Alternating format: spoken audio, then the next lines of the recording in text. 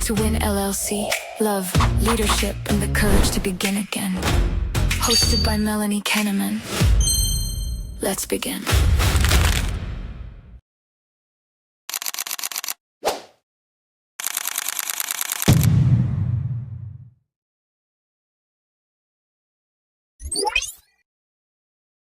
Hey guys, welcome to this episode of Playing to Win LLC, where we have really powerful conversations around love, leadership, and the courage to begin again. I couldn't be more excited about my guest that I have with us today, and you are going to want to learn from this person.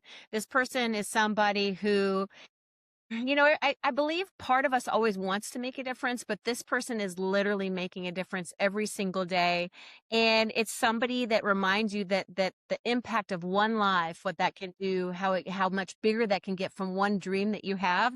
My guest today is Susan Ramirez, and she's the founder of Austin Angels, which is a organization she started here in Austin, which is now nationwide, which we're going to talk more about that. But it's a movement of serving foster children and families across the country. And it's just not about the organization today. The conversation we're going to have is about the woman behind it. So Susan, I want to just welcome you to the show. Thanks for being here. Well, I receive it, and I am delighted and excited always to connect with you, whether it's a podcast, a coffee, a lunch, I am always down. So very delighted to be here. Well, I love it. And we got introduced from an agent here in Austin. And, we've done a lot of like community service days with your cause. And that's how I've gotten to know you through the years. And I've gotten to watch you, and I can't wait to hear the updates and things like that. But I really want to get to know you and your story. So I've got some special questions. Right. Before we jump in, though, do you want to talk about what Austin Angels is before we get into all the questions? Because it's such a special thing that you do. And being part of that is such an honor. And I just admire you so much, and I have questions around that. But would you just give a quick Yeah. What is Austin Angels? Well, let me tell you what's so fascinating about the work that we do. I don't know if you have heard this statistic, but I just recently heard that 74% of Americans feel as though their life is insignificant. No passion, no purpose. And we know that we live in a country where most people are sad and sick, and we're isolated, and we're lonely, and mental health is at an all-time high. And so my story started so many years ago in pursuit of wanting to make an impact. And so Austin Angels is this incredible organization that takes people, everyday people who may not be called to foster and may not be called to adopt, but want to play a role and make a difference in a child's life and in their community's life. And we just believe so deeply in the power of community and giving back. And we just so happen to serve the foster care community. But what I say is we transform people's lives, whether it's the volunteer or the family or the youth. I mean, this is a mutually beneficial, beautiful way for people to make an impact. And I have just heard over and over and over again how people, whether they were empty nesters and they lost their, the ability of motherhood or parenthood, fatherhood, and they find themselves like, gosh, what's my story to be told now? Yeah, or identity, right? Yeah. They lose their identity, really, right? Yeah, Absolutely. Or the identity of, losing sight of what really matters in this world, because they could be chasing a career, or they could be a young mom with kids, and just trying to find what is the purpose and the meaning. And what we know is when you give back and you do it intentionally. So we know that there's a shot of dopamine that somebody gets if they do a one-time service project. So, Melanie, you and I have done lots of kind of one-off days where it's like this incredible, beautiful feeling of goodness and that shot of dopamine. But for us, what we really try to do is pair people to do life with one another. And so we pair people to walk alongside children and families experiencing foster care, some of the most hardest, heartbreaking, traumatic things that a child will go through, and a caregiver who's opened up their home. And say that you can make a massive impact. You might not be called to foster and adopt, but you can play a role and you can make a difference in a child's life. And so if I was doing a quick 60-second elevator, what is Austin Angels? Austin Angels exists to change the way that children, youth, and families experience foster care. And we equip, empower, and train trauma-informed volunteers to do that meaningful work. So people, when they sign up for this, they sign up for a minimum of a year to be matched with a kid and family and walk the journey with them. And it's just the most beautiful calling work of my life. I have done this for 16 years now, but our vision is very clear. We want to be able to reach and serve every single child, youth, and family in the foster care system in our country. And I'd like to do that in my lifetime by 2050. So we're going to need so many volunteers. We're going to need so many, many incredible people that say, oh, I'd like to do something. I can do that. Yes, and this goes well beyond the Austin border too, right? That's right. And we'll talk more about that. But I was watching one of your videos as I was doing prep for this interview, of course. And is that correct? The statistic is something like 400,000. That's right. Yeah. So 400,000 children are in the foster care system in our country. Yes. Yeah. You will reach everyone, I have no doubt. This audience of this podcast, Susan, is not real estate. It's everybody. Yeah. It's a life podcast. This is so much beyond real estate. This is about humanity and love, leadership, the courage to begin again. And you think about the impact on these children's lives, like having a mentor, a big buddy, or whatever you call that, right? Where they get to like walk alongside them and be part of them and say, I see you, you matter to me. Like the Yes. impact. What was that statistic you shared? Something about the percentage of kids in foster care that end up homeless, on the street, whatever. Like there was some. Yes, no, that's the majority. So what happens is our country spends about $12 billion with a B, $12 billion a year on social services for kids who are navigating. So out of the 400,000 children, those are social services that are earmarked to help support them. And so if you are a tax dollar and you pay taxes, this impacts you. You know, often people will say like, oh, foster care, you know, I don't really know about that. It doesn't affect me, but it certainly does. And, you know, we're in Austin, one of the greatest cities in the world. I'm biased, of course, because I live here. But every time you drive downtown and you see a homeless person living on the street, your first response might be, hey, I don't understand. Why can't you get a job? We're in an economy and in a market where, you know, we don't understand this. And so we judge those people on the side of the road. But what we don't realize is that the majority of the people that are homeless, they spent time in foster care. And so we have this heartbreaking pipeline that goes from kids who experience foster care to homelessness, to in prison, to human trafficking, to committing suicide. And we've got all these devastating outcomes for kids. And so if you're a business person and you think the country spends $12 billion to further our homeless and, you know, our prisons, like those are the outcomes. Yes, those are the outcomes. But they're not our outcomes. So we've been doing measurement for a long time. And what we realize is that resources, while they are so vitally important, and we at our organization ensures that kids and families have the tools that they need in terms of resources. But if we want to actually change outcomes, the only way that we can do that is through relationships. So, you know, I have a saying, I believe that every single child should have at least one healthy adult who knows the color of their eyes and the passions of their heart. Help to remove barriers so they can rise and reach their fullest potential. So, you know, right now we're getting ready to send all of our kids back to school. Every single kid will get the things that they need, new backpacks, school clothes, all of those kinds of resources. But that doesn't get a kid to graduate high school. We know that the national statistic says that only 50% of kids will graduate high school. Well, a backpack is not going to lead them to graduate. What is, though, is that healthy adult who is walking along the journey, understanding where they are, and then helping to remove barriers. So it's like, okay, what are we going to do to get you on grade level? What are we going to do to get you to start visiting college campuses and or trade schools, and really begin to build a pathway for kids to reach their fullest potential? And we use volunteers and mentors to be able to achieve those kinds of outcomes. There's so much power in the consistency of somebody believing in you, right?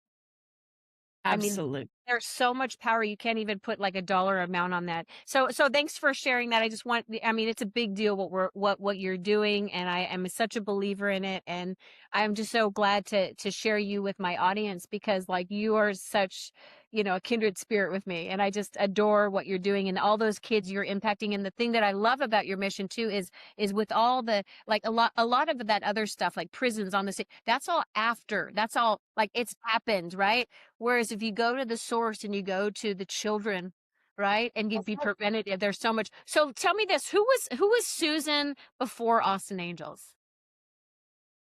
Goodness, who was Susan before? You know, I would say some of the characteristics that I have garnered and gained were always kind of living inside of me, but maybe not really fully exposed.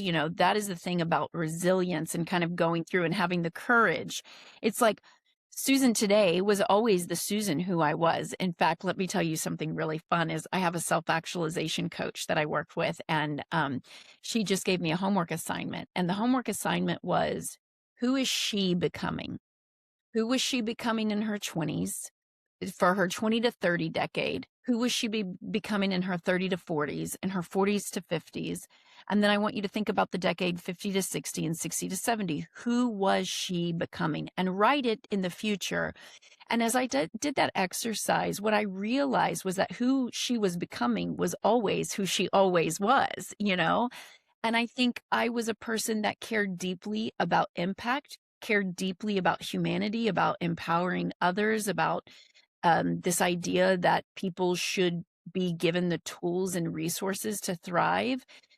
So I was that person, just giving me this is like kind of like the magnifying glass to bring all of these things out. In fact, I can remember in 2015, so when I was making the decision to leave corporate America behind and really fully step into this, I remember being really afraid about taking this leap of faith and kind of fully stepping into this.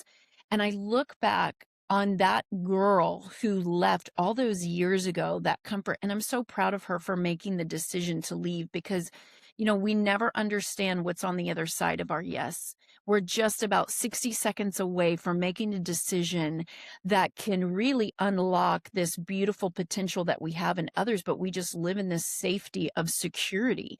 And we're too afraid to kind of get out of the proverbial boat to actually see, can we too walk on water? Can we actually be called to greatness and do great things? And, could I have stayed in my corporate job and continued to climb the proverbial corporate ladder? Sure, I could have. And I could have been successful at that. Or I could have answered the calling on my life.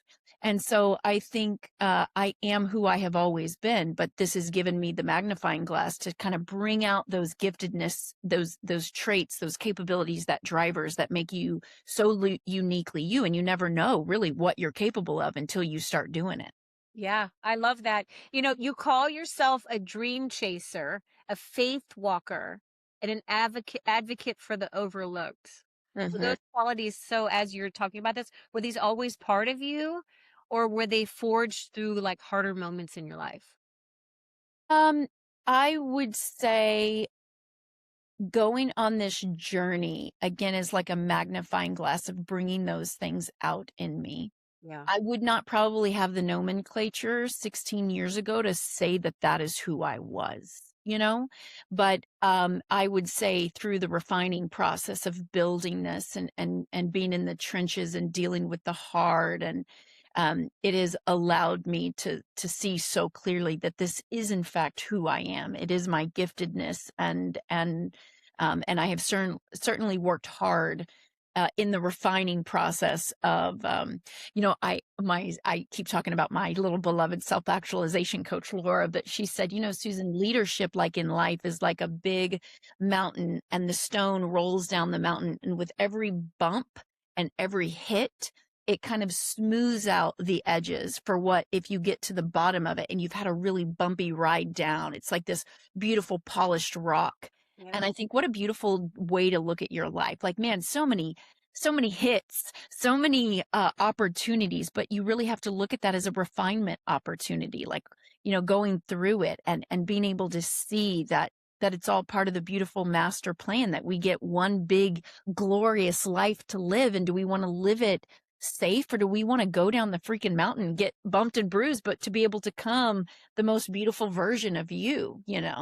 Yeah, that's so beautiful. I love that so much. Now, did you becoming a foster parent impact the decision and the path that you went on? No, I actually became a foster parent after I actually started this organization. So it was the exposure of this work that had me go into it. Yes. Yeah. Interesting. Okay. How did you find it? Just curious. Like, how did you find this? Like, how did you connect you with this calling? Yes. I would say that it found me. And so I had no intention or vision for my life whatsoever to start a nonprofit. That was not on my bingo card, you know? And 5 years old, I'm going to go and I'm going to save all the children in the world. That was not your. that was not my calling, although I did felt that I did have a knowing that maybe adoption would play some role, and always had a big heart for kids, but never foster care. In fact, when I first got into this work and was exposed to it, I remember I was invited to listen to a judge speak, and he was speaking on foster care, and I was like, no, I'm not really interested in that. I don't know how to love on kids and have them come into my home and have them leave. Not interested. And the gal that had invited me to go and listen said, you know, Susan, the interesting thing about foster care is that it's not really about you. And wouldn't it be nice for somebody like you to open up your home to a child who so desperately needed love and stability? And I said, okay, fine, I'll go and listen to this judge. And the judge just told the statistics and the stories, and you know, I walked into his kind of classroom one way, set so convicted that I cannot believe that this is what our kids go through. I cannot believe that kids in our own community are dealing with this, and the beloved families who say, hey, I'd like to take these kids and have them in my home, have absolutely no support and have to navigate this alone. I just thought, I think we can do better as a community. I think we can do better by these kids, and I just want to try. And so I literally walked into that classroom, walked out completely different, like, I'm going to try to do something maybe bigger than myself here. And so it was like, you know, I don't know how many times in your life the one decision you make completely changes the whole trajectory. But for me, it was the day that I walked into that classroom. My That, whole yeah, is a real turning point, right? Yeah, we have these like pivotal moments in our life, right? And that was for you. And because your friend had said, hey, what do you think? I mean, you're just surrounded by, I mean, it was meant to be. Like it's obviously was meant to be, right? At what point when you started this, because then you start doing the things, getting your friends, come on board, come on with me. We're going to go save the kids, right? Like when did you realize this was actually a movement? Well, so we piloted our Love Box program, the program that we now do all over the country that serves 3,000 children on a monthly basis. We piloted that 2013 to 2015. And in 2016, we started to get a lot of awareness about the work that we were doing and kind of this unique approach about how we were walking alongside families. And so really in 2016, we started to get a lot of people say, hey, I'm interested in this. Can I bring this model to my neck of the woods? And we had piloted our first chapter in Amarillo, Texas in 2016. And we started to co-build this together, this kind of pilot, what could it look like to kind of franchise out, if you will. Yeah, so it's the first one out of Austin was Amarillo. Okay, got it. That was Amarillo. And then in 2018, we said, hey, we do believe that we have a model that can be replicated. So in 2018, that's when I knew because we had talked to over 200 different people who wanted to bring our program to their city. And so, you know, today we have 17 chapters that operate just like Austin Angels under the national kind of affiliate model. And so I think, you know, there was a lot of buzz, but let me tell you, we are not a household name. I guarantee you no listener has ever heard about Austin Angels before, National Angels. And that's where the real opportunity lies, is that in order to reach every single child, we need to have a whole lot of people know about the work that we do. And not just that, they need to hear about it over and over and over, and they need to come and experience it for them to actually get involved.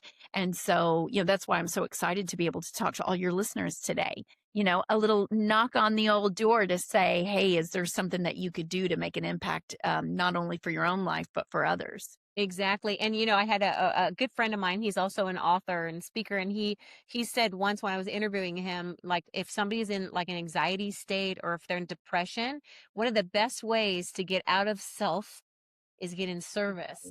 That's right. Is get in service of others, right? And when you get in service of others, and what better than a child, you know, to walk alongside, and just the stories I hear, they're so inspiring that, you know, how has building this, because now, you know, you're seeing the impact across the country, 17 chapters, more very interested. It's growing and growing, but how has building this organization, Susan, changed you as a leader?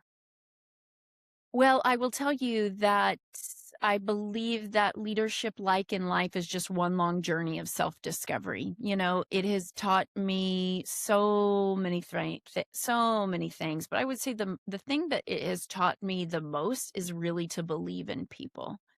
And I tell you that because I just believe so deeply in everyone's intrinsic value to drive value, no matter where they are or what they do. And just, I think that this work has given me the ability to see that in a way that I did not have that kind of front row seat prior.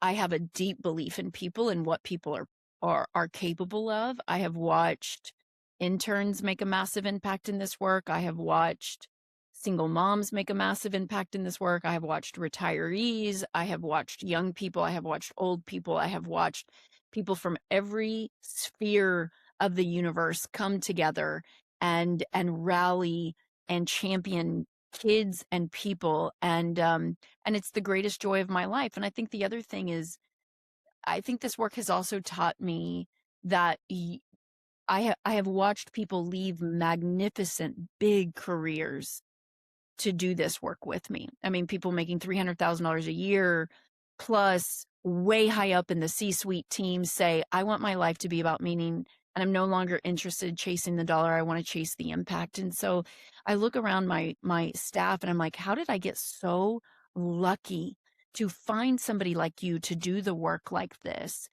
And I just think everybody has the ability to make such a big impact, and you don't have to have a pedigree to be able to do it. No. That I believe, because I'm a woman of faith, that God could literally use anybody to do extraordinary things. And I've witnessed it over and over and over and over. People see, like, you're really good at social media and things like that. Like, you have a whole team that follows you, and I mean, everything you put out there is beautiful, and it makes it look, I mean, I can't wait to come see your new facility and everything. Like that's going to be amazing. You kind of make it look easy, if where this is where I'm going with that, right? And I know that it's not. I know that it's not. And so I'm sure there are so many sacrifices that you had to make to get where you are today. What are those kind of things? 'Cause I talk about, it's not what happens to you, it's what you do with it, right? And so life is going to be hard, but if everything you have in life is a choice, and when your passion is bigger and your purpose is bigger than what sacrifice you're making is, right? So what are some of the sacrifices people don't see behind the scenes that it took you to get to where you are, or even that you're dealing with today? Yeah, I think, Melanie, the truth is that I don't look at this calling and building this as a sacrifice. Like, I don't have that mental model that thinks that I'm sacrificing for some, but I do think that there are trade-offs.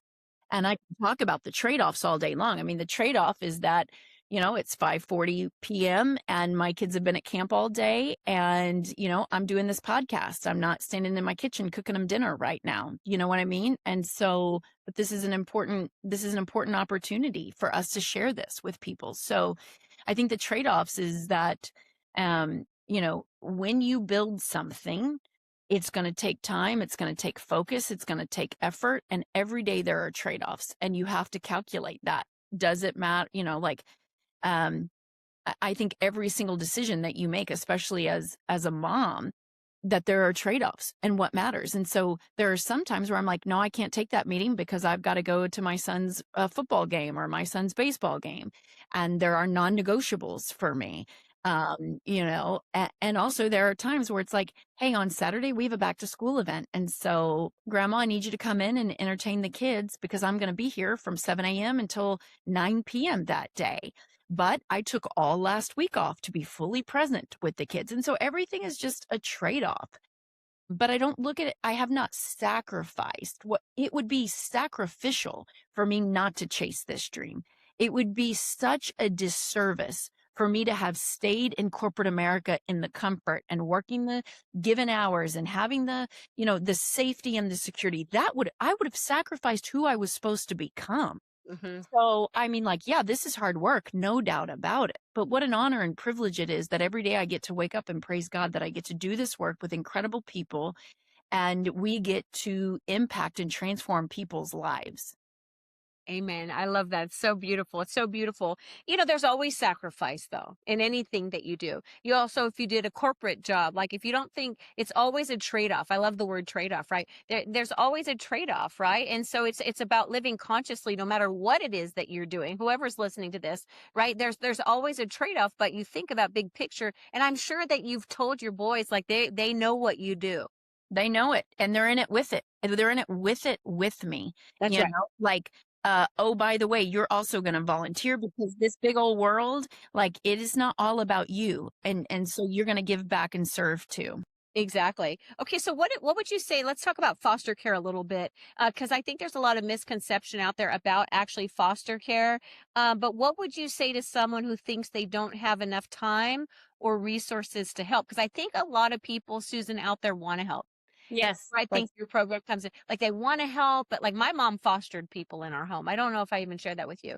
And so like once I was, because my younger sister's 9 years younger. And so my mom's a teacher, educator, then got her, she's just that person everybody would go to. All the pregnant girls in high school would go to my mom, she's just Yeah. that person. And so I think a lot of people in our world want to help, but they don't, they don't have the time commitment. Maybe they travel a lot. Maybe they don't have room in their home, whatever. What would you say to somebody who thinks they don't have enough time or resources to actually make a difference? Well, I would say absolutely you do. There is a million ways to impact the foster care community without fostering, without adoption. You don't have to have a huge amount of money. So I like to say like, hey, can you read? Because if you can read, you can sit with a child and read a book with him or her, if you have the gift of time. And that really is the most precious resource we can give because we're a relationship-based organization. Mhm. So you can volunteer in a multitude of ways and make a big impact. You don't have to. I mean, if you've got the ability financially to give, I would say give.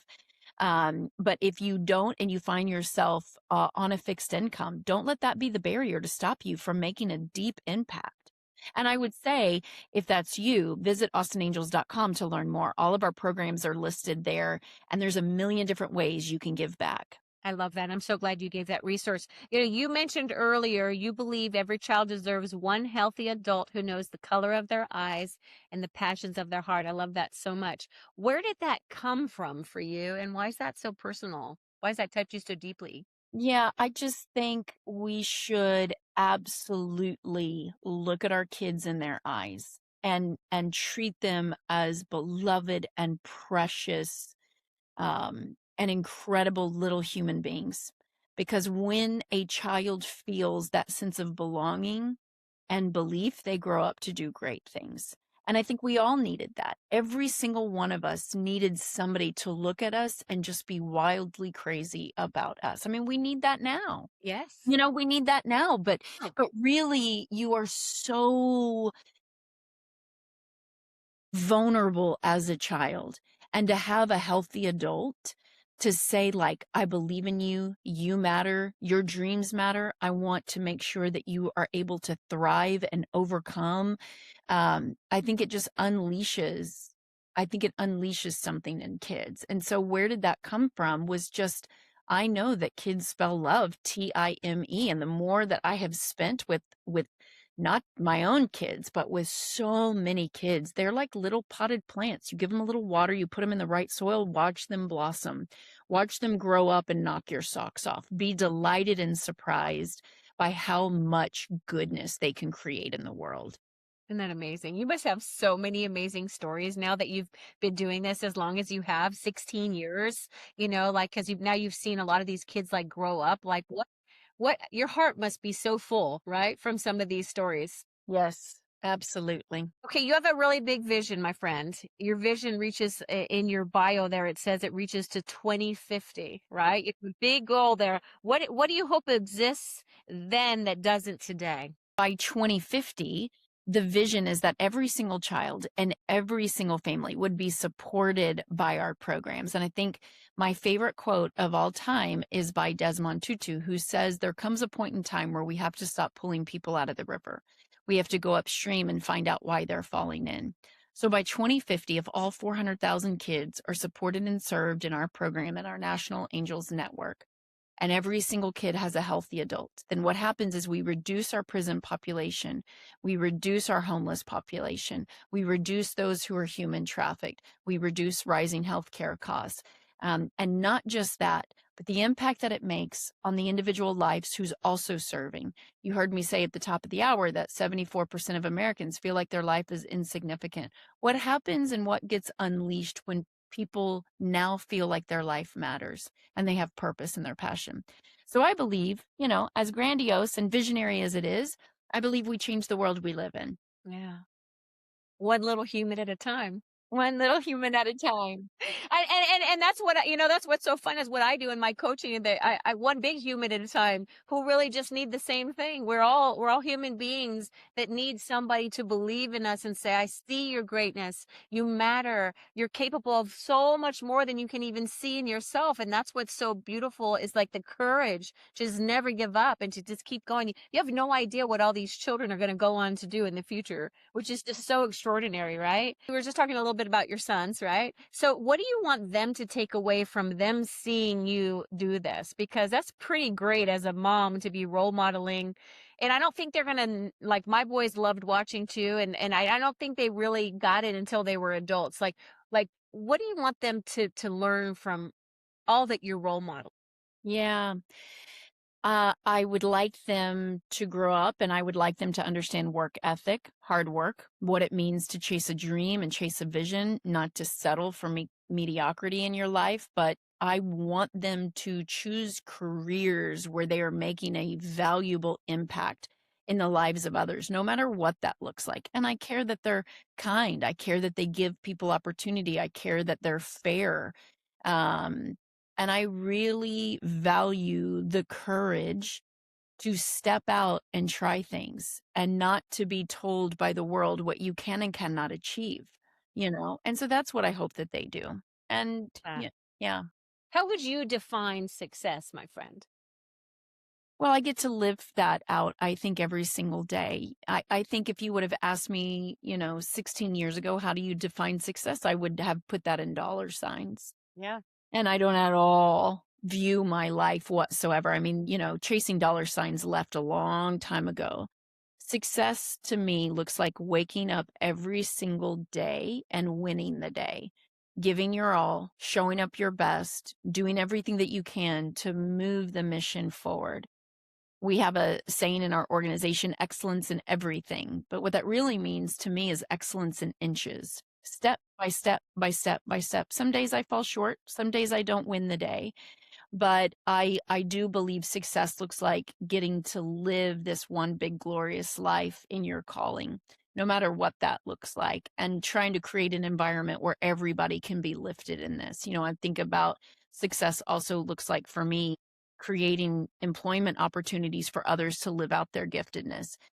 Success looks like ensuring that every volunteer has a world-class volunteer experience. It means that every family is deeply seen, deeply known, beloved, belonging. So if we are all marching in that same vision and same direction, I say wild success. Yeah, that's amazing. That's amazing. Okay, this is the lightning round. These are just fun, quick, go with your gut, okay?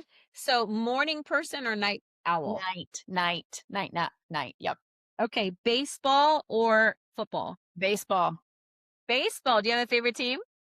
Probably the Padres. Okay, nice. Coffee or like if you were going to order are you coffee or tea person? Coffee. I do both, but coffee. Everyday coffee. What's your coffee of choice? Well, right now, since it's 1 billion degrees outside, I'm an iced coffee all day. Don't give me a hot. How dare you offend me? Yes. Iced coffee all day. Yes. Okay, iced coffee. Certain way it's done. Is there a certain favorite? Just cream. I don't like sugar. So just give me an iced coffee with a splash of cream and call it a day. Okay, perfect. That's good to know. Note to self if I come visit you. When I come visit you, favorite book? Favorite book, Unreasonable Hospitality, greatest book I have ever read. I'm wildly passionate about it. Will Guidara is freaking brilliant. And it's all about how are we treating people and making people feel. So number one book recommendation. I got to hear him speak at our last event. Yes, Oh, I'm jealous. CEO Summit, and he was great. He was Oh, yeah. he is so flippin' dreamy and Yes.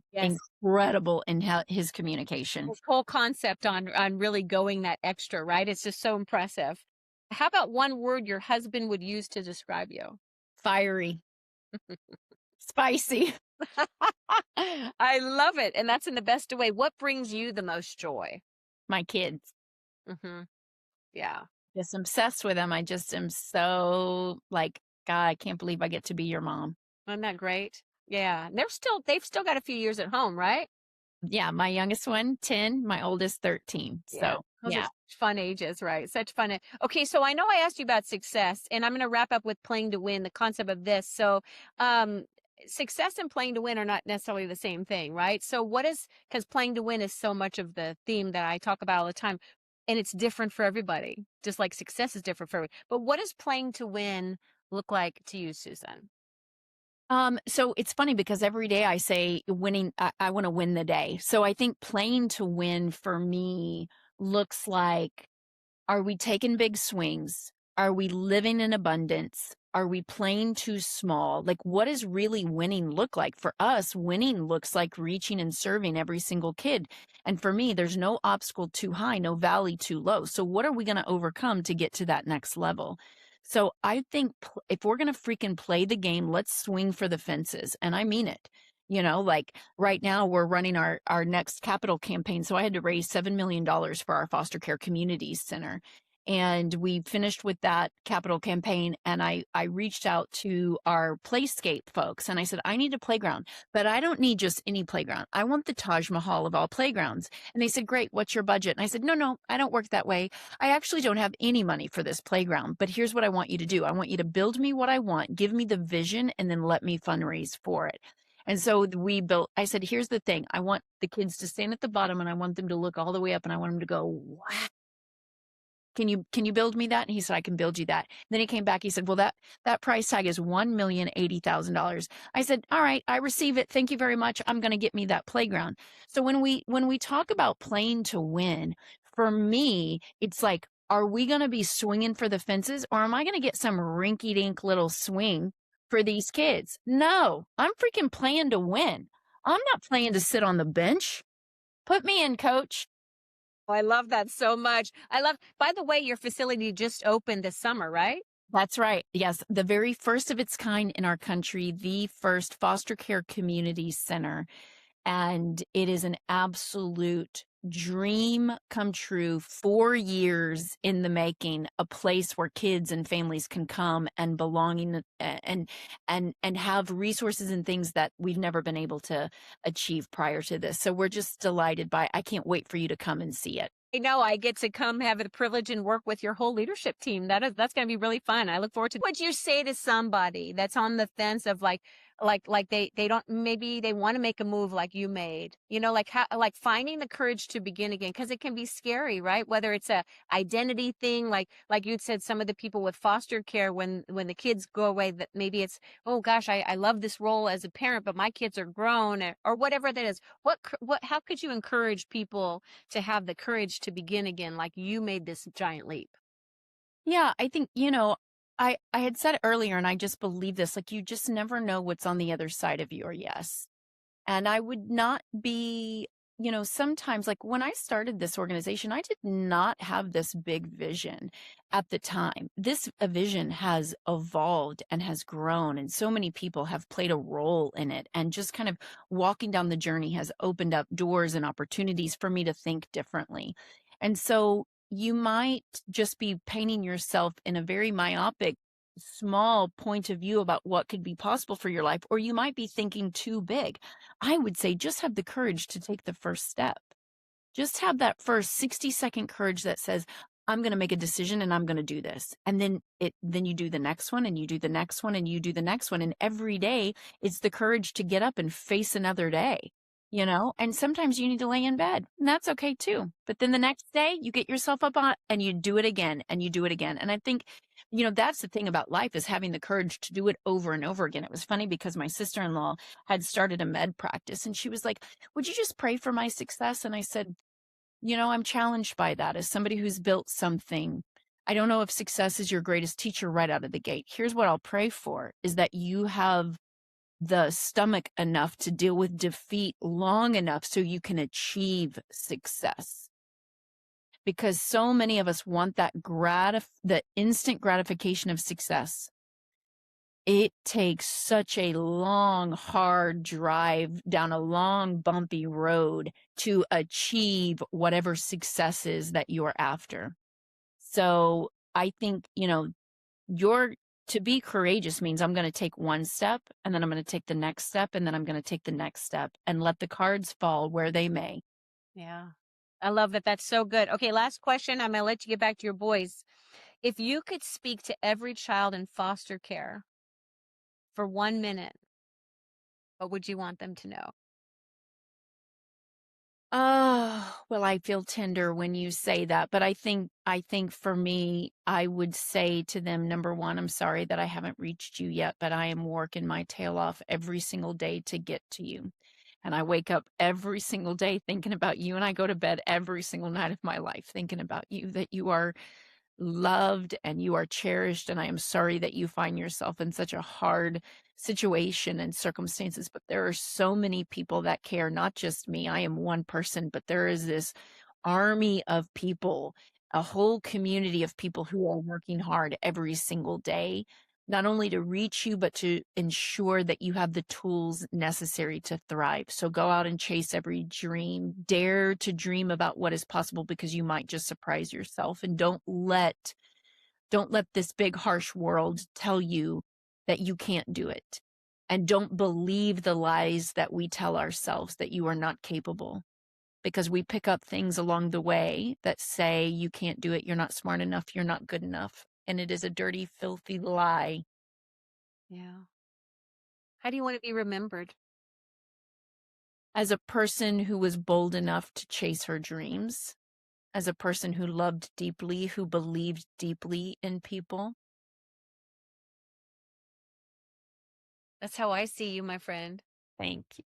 It's such an honor to have you on here and to see the love you bring into the world and the people like that follow you and the impact that you're making in the whole United States, which impacts the whole world. I mean, 400,000 kids out there, right? That deserve love, that need love, and you're on this mission. I have no doubt that you will beat that goal of 2050, right? Long before then. I hope so. And so again, say that where people can find more. Say that one more time. Where's the best way if they want to learn more about how they can help from anywhere around the country, around the world? Yes. So if you are anywhere outside of Austin, I would say nationalangels.org, and National Angels with an S. And then if you're local here in Central Texas, you can visit us at austinangels.com. And we are a .com for Austin because the .org costed too much money. It was bought up. So we're a .com. Yes. That's true. And then, of course, we're on all the social channels. You can find us at Austin Angels Nonprofit and then National Angels. And so we encourage you that, to follow along, to tag along, and to stay deeply connected in our work. We would just be so privileged and honored to have you in this work with us. And I'll do a shout out real quick. We're having our garden party September 26th. It's the first gala that we will do on site. So if you do live in Central Texas, tickets are on sale now. So if you go to austinangels.com, click on the events tab. We'd love to have you come out. We name our youth of the year every year at this event, where they get a new car, and it's a big extravaganza and celebration. Yes. That's amazing. Susan, keep doing the good things out in the world. I can't wait to come see you and your people next month. And to our listeners, thank you so much for being here. Lean in, be inspired. And maybe one listener, Susan, on here today has a calling in them, right? And actually my book opens with that. Like, do you have a whisper in you that's calling you? Maybe you're going to inspire somebody else to do something in their, whatever they're passionate about. Like, look at the impact that Susan's making. So thank you all for listening, and remember to live your life always playing to win, and think about love, leadership, and the courage to begin again. It's never too late to make an impact in your life. Playing to Win LLC. Love, leadership, and the courage to begin again. Hosted by Melanie Kenneman. Let's begin.